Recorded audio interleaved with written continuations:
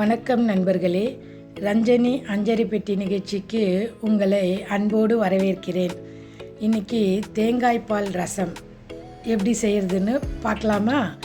அதுக்கு முன்னாடி நம்ம சேனலை சப்போர்ட் பண்ணுங்கள், லைக் பண்ணுங்கள், ஷேர் பண்ணுங்கள், கமெண்ட் பண்ணுங்கள், சப்ஸ்கிரைப் பண்ண மறந்துடாதீங்க ஃப்ரெண்ட்ஸ்.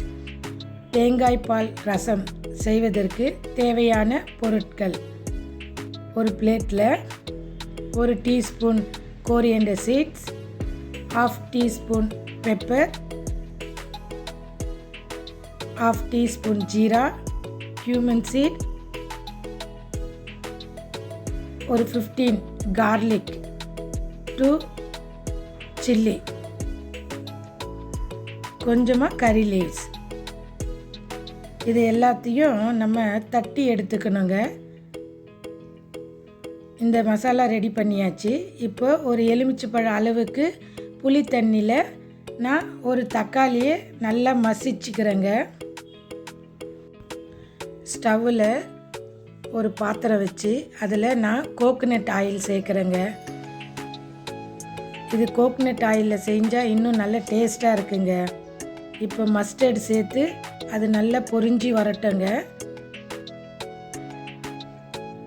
ஒரு பச்சை மிளகாய், ஒரு காஞ்ச மிளகாய், கொஞ்சம் கறி லீவ்ஸ் எல்லாத்தையும் சேர்த்து இந்த மசாலாவும் சேர்த்து மிக்ஸ் பண்ணுங்கள். மிக்ஸ் பண்ணிவிட்டு கொஞ்சமாக பெருங்காயம் அதையும் சேர்த்து நல்லா மிக்ஸ் பண்ணிவிட்டு நம்ம புளி தண்ணியை அதில் சேர்க்க போகிறோங்க. ஒரு 1/4 டீஸ்பூன் அளவுக்கு டர்மரிக். இப்போ நான் இது 2வது தேங்காய் பால் தண்ணிங்க. அது 2வதாக எடுத்தது தேங்காய் பால். ஃபஸ்ட்டு திக்காக எடுத்த பாலை நான் லாஸ்ட்டாக தான் சேர்க்க போகிறேங்க. அதுக்கு தேவையான அளவு கல்லுப்பு. இதை ரொம்ப கொதிக்க விடக்கூடாதுங்க. தேங்காய் பால் இல்லைங்களா, அது திரிஞ்சு போயிடும். சும்மா பபுள்ஸ் வர மாதிரி வரும்போது இந்த டைமுக்கு தான் நான் திக்காக எடுத்து வச்ச ஃபஸ்ட்டு தேங்காய் பாலை சேர்க்குறேங்க. இதுக்கு கொத்தமல்லி சேர்த்து நம்ம நல்லா மிக்ஸ் பண்ண வேண்டியது தாங்க. இதை கொதிக்க வைக்கக்கூடாதுங்க. சும்மா லைட்டாக பபுள்ஸ் வர மாதிரி இருந்தால் போதுங்க. அவ்வளோதான், தேங்காய் பால் ரசம் ரெடி.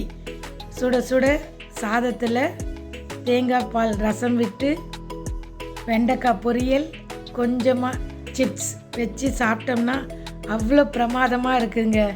நீங்களும் செஞ்சு பாருங்கள், பார்த்துட்டு கமெண்ட் பண்ணுங்கள். வாங்க சேர்ந்து சமைப்போம், சேர்ந்து ருசிப்போம். நன்றி நண்பர்களே.